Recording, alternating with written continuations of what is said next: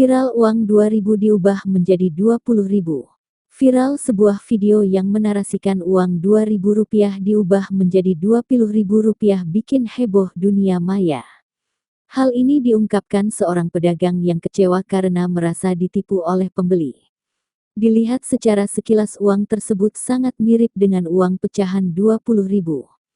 Video yang diunggah oleh akun TikTok Unyun Hidayah penipuan yang dialami pedagang ungkapkan kekecewaannya lewat unggahan video tersebut.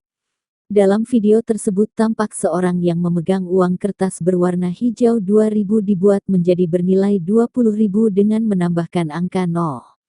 Meski demikian pedagang tersebut tidak menyebutkan dari mana dia mendapatkan uang 2.000 yang ditambahin Ya angka 0. Tuhan, duit 2.000 dibuat jadi 20.000 ditambahnya 0. Astagfirullah, astagfirullah.